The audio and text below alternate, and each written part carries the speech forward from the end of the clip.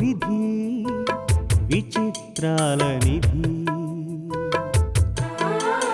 ఓ విధి విచిత్రాల నిధి, వింత కథల సారథి, ఆశ నిరాశల వారధి, నిరంకుశ నిర్ణయాల నిర్దయవానిధి, ఓ విధి విచిత్రాల నిధి,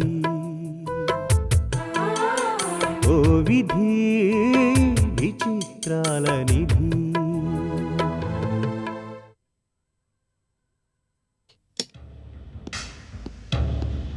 ఎక్స్క్యూజ్ మీ మేడం. ఇప్పుడే కదా మిస్టర్ రవీంద్ర మాట్లాడి వెళ్ళారు. నేను అలా వెళ్ళి సీట్లో కూర్చున్నానో లేదో మినిస్టర్ గారి పేషి నుంచి ఫోన్ వచ్చింది మేడం. ఏమిటట విశేషం?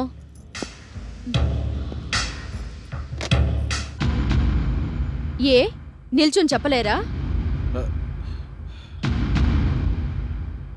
ఊరికి సరదా కంటున్నానులే, కూర్చోండి. ఈ సంవత్సరం నుంచి best business man, best business women అనే అవార్డ్స్ ఇంట్రడ్యూస్ చేస్తున్నారట ఓ ప్రైవేట్ సంస్థ వారు. I see. అందుకోసమని ఎక్స్పర్ట్స్ తో ఒక కమిటీని కూడా ఏర్పాటు చేశారంట. ఇంట్రెస్టింగ్. కమిటీ వాళ్ళు నెల రోజుల పాటు చిన్న పెద్ద ఇండస్ట్రియల్ సెక్టార్స్ ను పరిశీలించి కొన్ని పేర్లు నామినేట్ చేశారట. అందులో నా పేరుంది. అంతేనా మీరు చెప్పబోయేది? సారీ మేడం, ఆ లిస్ట్లో మీ పేరు లేదట. నామినేట్ చేసిన పేర్లలో లక్ష్మీదేవి పేరుందట.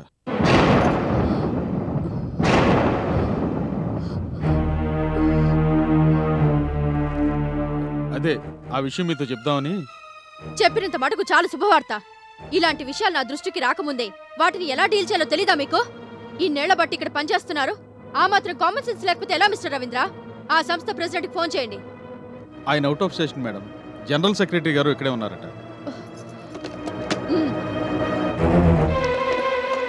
విరాళాలు అడిగి తీసుకోవడమే కాదు, అప్పుడప్పుడు వాళ్ళ వైపు నుంచి కూడా కొంత పాజిటివ్ రియాక్షన్ ఉంటే బాగుంటుందని చెప్పండి. అలాగే మేడం. హలో సార్, నేను రవీందర్ని. మేడం బిజీగా ఉన్నారు, ఇంకా ఈ సంగతి వారితో చెప్పలేదు. ఎందుకేమిటి సార్, ఇదేమైనా గొప్ప శుభవార్త పరిగెత్తుకులు చెప్పడానికి? ఇప్పుడు వారిని కలిస్తే వారు ఇప్పుడు ఒకే మాట అంటారు, విరాళాల కోసం రావటం కాదు, కాస్తంత పాజిటివ్గా కూడా రియాక్ట్ అయితే బాగుంటుంది అని. ఏమిటి సార్, పాజిటివ్ రియాక్షన్ అంటే కూడా తెలీదా? ఉన్నట్టుండి అంత చిన్న పాపాయలో ఎప్పుడు మారిపోయారు మీరు? పోనీ ఓ పని చేయండి, అవార్డు నామినేషన్ లిస్టులో లక్ష్మీదేవి పేరు కొట్టించేసి మా మేడం పేరు రాయించండి. ఎవరండి అబ్జెక్ట్ చేసేది? ఆ కమిటీ మెంబర్స్ అడ్రస్లు ఏమిటో నాకు చెప్పండి, నేను మేనేజ్ చేస్తాను. అబ్బా, అంత మొండి గట్టాలా? ఆ మొండి గట్టాల నెత్తిన వెండి కిరీటం పెట్టే పూచి నాది. ఏమంటారు? సరే, సాయంత్రం ఆఫీస్ అయ్యాక కలుస్తాను. ఉంటాను.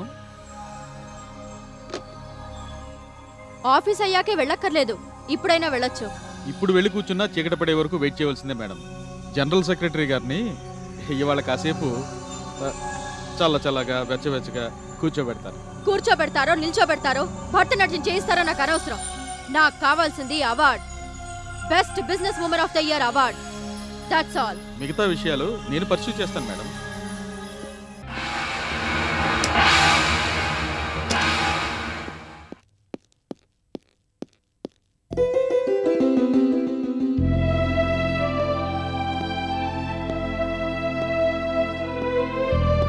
అమ్మ ఇంకా రాలేదేంటి? వస్తారులే, ఎంతసేపు నేను ఎదురు చూస్తూ ఉంటావు? అత్తయ్య వస్తే నేను పిలుస్తా గానీ పద, కాసేపు రెస్ట్ తీసుకుంది గానీ. ఆఫీస్కి మళ్ళీ ఓసారి ఫోన్ చేస్తే? మనం పదే ఆఫీస్కి ఫోన్ చేస్తే తను కంగారు పడుతుందేమో. అయినా ఇంత చిన్న విషయానికి ఆమెనంత కంగారు పెట్టడం దేనికి? దీపక్ బాధపడడం చిన్న విషయమా? కాదనుకో.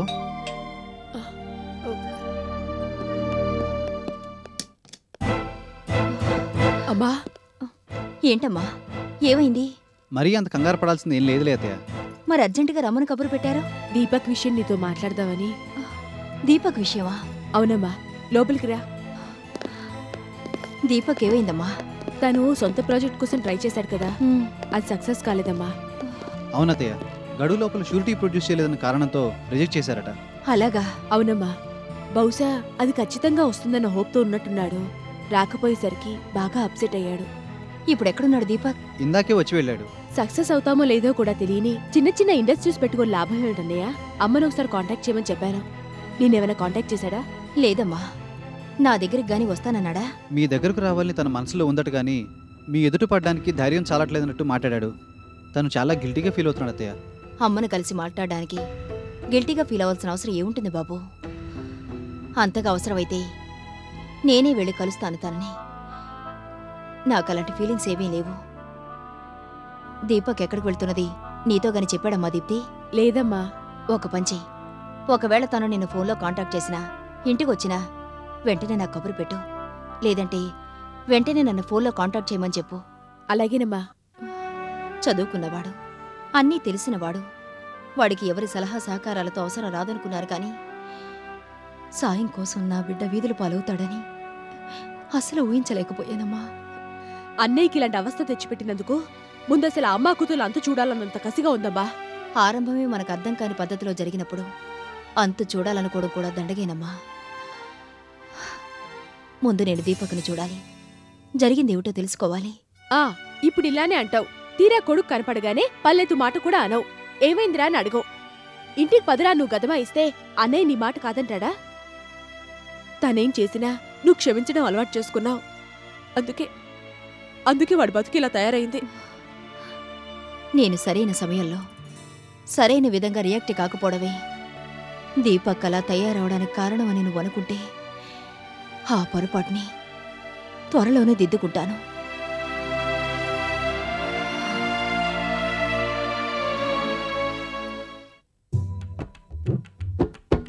ట్రింగ్ ట్రింగ్ ట్రింగ్ ట్రింగ్ ట్రింగ్ ట్రింగ్. హలో, ఎవరండి మాట్లాడేది? నేనే అప్పన్న గారిని మాట్లాడుతుండా. ఏందే, బిజినెస్ చేద్దామా? చేద్దాం గాని ముందు డబ్బు ఎంత ఉందో చెప్పు. లక్ష్మి, లక్ష్మి. ఏయ్, యువతలు ఫోన్ మాట్లాడుతుంటే మధ్యలో నీ గోలేంది? ఏడ్చావులే గాని లక్ష్మి ఇంట్లో లేదట్రా అప్పిగా? అప్పిగానా? ఏంది? ఇంకోసారి ఆ కోతకు లక్ష్మి ఇంట్లో లేదా అప్పన్న గారు? అక్క ఆఫీస్కి వెళ్ళింది, ఆ ఏమో మార్కెట్కి వెళ్ళింది. నువ్వెందుకు వచ్చావో చెప్పు. అయ్యో అలాగా, లక్ష్మి ఇంట్లోనే ఉందేమో. ఓ ముఖ్యమైన విషయం అడుగుదామని వచ్చానే. నాకు కూడా చాలా ముఖ్యమైన విషయాలు తెలుసు. నీకేం కావాలో నన్ను అడుగు, చెప్తా. నీకు తెలుసుంటుందిగా. అది చాలా ఖరీదు గల సోఫా. దాని మీద నీయసుంటోళ్ళు కూర్చోకూడదు. సర్లే అప్పన్న గారు, ఎవరు కూర్చుంటే ఏంలే. నాకు సంగతి చెప్పండి. ఇప్పుడు లక్ష్మి ఉంది కదా? లక్ష్మి ఇంట్లో లేదని చెప్పాగా. అవునవును చెప్పావు. అంట్లు తోముకుని లక్ష్మి హఠాత్తుగా ఇంత గొప్పది ఎలా అయింది? ఆ వివరాలేంటో నాకు చెప్తే నీ పేరు చెప్పుకుని నేను కూడా గొప్పదాన్ని అవుతాను కదా. ఇదే అసలు సంగతి. చెప్తా. మా మంచి అప్పన్న గారు కదా. అదో పెద్ద రహస్యం. పుట్టిపుణ్యానికి నీకెందుకు చెప్తాను? నేను రేపు లక్షాధికారిని అయ్యాక నీకు లక్షిస్తారుగా. నిజంగానా? అవును, మీ అక్క మీదొట్టు. మా అక్క మీద ఎందుకు గాని నీ మీద వేసుకో. సరే, నా మీదొట్టు. మరి అక్క వరుసగా 3 రోజులు అన్నం నీళ్ళు లేకుండా ఉపాసం ఉంది. అంతేనా? ఇంకా చాలా ఉంది. ఉపాసం ఉన్నప్పుడు 2 చేతుల్లో 2 చాటలు పట్టుకుంది. 2 చాటలు? ఇంకా నెత్తి మీద పెద్ద బండరాయి పెట్టుకుంది. ఊరుకో అప్పన్న మరీను. నిజంగా నీ మీదొట్టు. ఇలా చేసేసరికి 3వ రోజు తెల్లవారుజామున ఓ గడ్డ పైన వచ్చి 2 చాటల నిండా బంగారు కణుకలు ఇచ్చెళ్ళాడు. ఉపవాసం, 2 చాటలు, పెద్ద బండరాయి. ఉపవాసం, 2 చాటలు, పెద్ద బండరాయి. ఉపవాసం, 2 చాటలు, పెద్ద బండరాయి.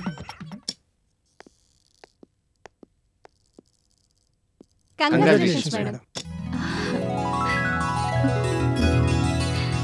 Best business women of the year award గెలుచుకున్నందుకు ఆనందంగా ఉంది మేడం. Thank you.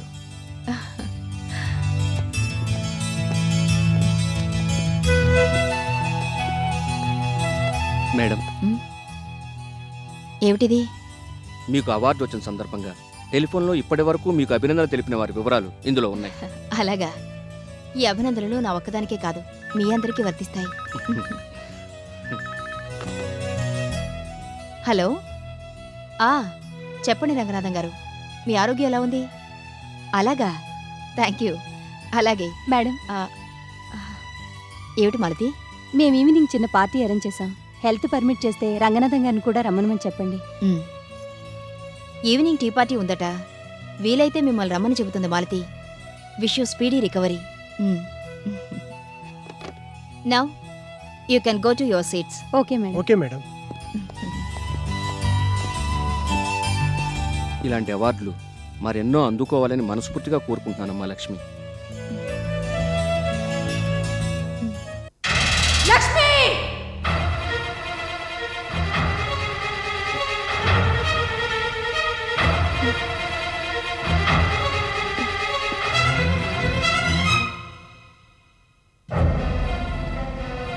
అడ్డదారుల్లో అవార్డు సంపాదించడం కాదే, చేతనైతే నాతో పోటీ పడు.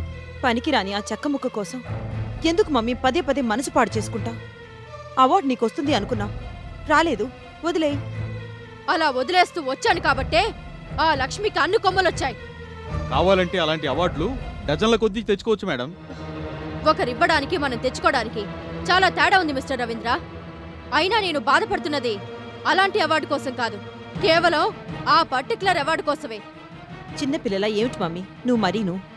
నీకు తెలీదు బేబీ, నువ్వు అంటున్నట్టు నేను ఆశించింది ఆ చెక్క ముక్క కోసం కాదు, దాని ద్వారా లభించే స్టేటస్ కోసం, హయ్యర్ సర్కిల్స్లో దాని ద్వారా లభించే గుడ్ విల్ కోసం. స్టేటస్లో గానీ గుడ్ విల్లో గానీ ఇప్పుడు మనకి ఏం తక్కువైందని? తక్కువైందని కాదు బేబీ, తక్కువ కాకూడదని. కానీ ఆ మాయదారు లక్ష్మి అడ్డదారుల్లో వెళ్ళిపోయి చేయవలసిందంత చేసింది. ప్రతి విషయంలో తను కావాలని అడ్డొస్తోంది. ప్రతి విషయంలోనూ తనదే పై చేయని నిరూపించుకునే ప్రయత్నం చేస్తోంది. దాని అంతు చూడాలి. అయితే మీరు ఒక సంవత్సరం పాటు ఓపిక పట్టాలి. ఒక్క సంవత్సరం అంటే మాటలా మిస్టర్ రవీంద్ర? ఈ లోపే అది పతనం కావాలి. అవార్డు అందుకునే వీలు లేకుండా అడ్డుపడితే? అయినా అది ఏదో ఒక దారిలో బయటపడుతుంది. అవార్డు ఆమెకి ఇవ్వడానికి వీల్లేదని చిన్న రభస క్రియేట్ చేస్తే? దాన్ని కూడా తన తెలివితేటలతో అణిచిపారేస్తుంది. ఆమె తెలివితేటల్ని నీ అంతటి నువ్వే ఒప్పుకుంటున్నావా మమ్మీ? నో, నేనెందుకు ఒప్పుకుంటాను? నో నో, నేను ఒప్పుకోను. నా ముందు అదెంత ఆఫ్టర్ ఆల్ ఒక గడ్డిపోచా. చూస్తాను, దానంత త్వరలోనే చూస్తాను.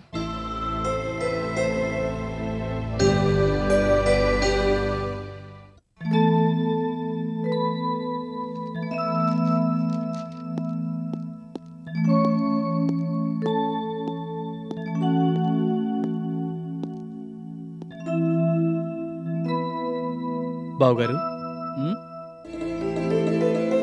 దీప్తి, మీ అన్నయ్య వచ్చారు. నేను వచ్చేలో పెట్టిన పారిపోతాడేమో, తాడుతో గట్టిగా కట్టేసి ఉంచండి. విన్నారుగా, అది మీ గారాల చెల్లెల రియాక్షన్. మీరే లోపలికి వెళ్ళి ఓ మంచి తాడు తీసుకురండి. అన్నయ్య అంటే మొదటి నుంచి కొంచెమైనా గౌరవం ఉంటే కదా దానికి. ఏంటి పొద్దున్నుంచి కుదరలేదా? ఇప్పుడు చదువుతున్నారు? లోపల బిజినెస్ పేజీలో ఒక బాక్స్ ఐటమ్ ఉంటుంది, ముందు అది చదవండి. ఏది? అత్తయ్యకి అవార్డు వచ్చిన సంగతేనా? అయితే ఆల్రెడీ చదివేశారనమాట. అమ్మయ్యా, ఉన్నావా? పారిపోయావేమో అనుకున్నాను. దీప్తి, అమ్మకు best business women of the year award వచ్చింది తెలుసా? నీకెలా తెలుసు? పొద్దున పేపర్లో చదివాను. అయితే మీకంటే మేమే గ్రేట్. అత్తయ్య స్వయంగా. అన్నయ్య, అమ్మకు ఫోన్ చేసి కంగ్రాట్స్ చెప్పావా? ఏ? ఫోన్లో కాదు, అమ్మను స్వయంగా కలిసి కంగ్రాచ్యులేట్ చేయాలనుంది దీప్తి. ఆ మాటలు నువ్వు మనస్ఫూర్తిగానే అంటున్నావా? ఎస్. ఇంకేం మరి? అమ్మా అని ఓసారి పెద్దగా కేకవేయండి. చూడవలసింది నా వైపు కాదు, అటు.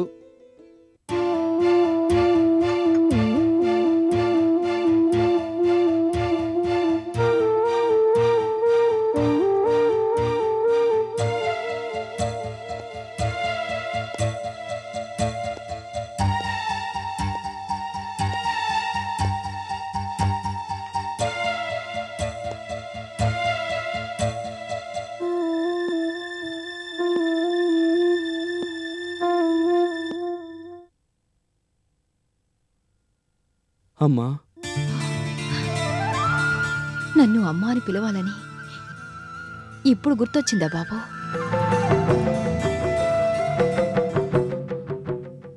ఏ ఈ అమ్మ చచ్చిపోయిందనుకున్నావా ఎన్నాళ్ళు?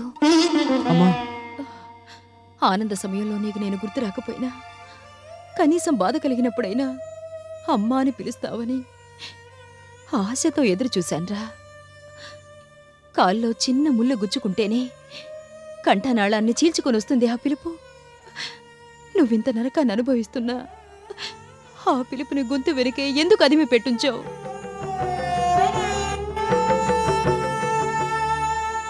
నీకు కొడుకు పుట్టాడన్న సంగతి నాకు మరొకరొచ్చి చెప్పాలా?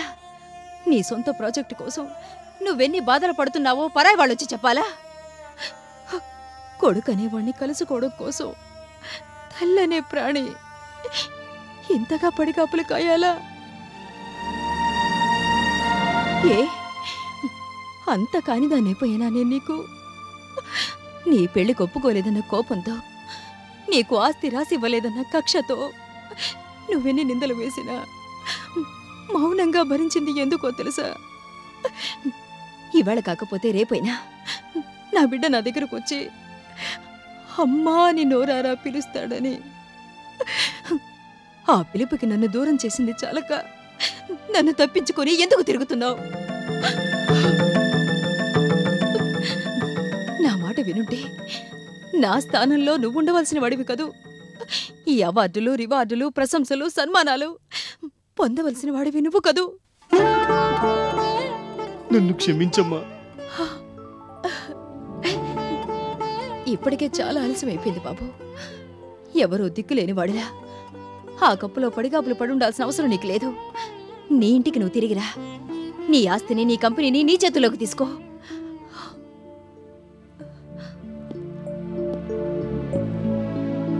అత్తయ్య ఇంతగా ఎందుకు చెప్తున్నారో ఆలోచించండి బావగారు.